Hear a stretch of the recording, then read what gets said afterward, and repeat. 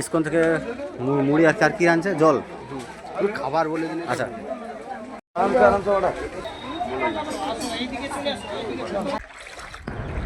তো বন্ধুরা এইটা আমাদের গ্রামের মন্দির, রাস্তাঘাট মন্দির সব পুরো সমান।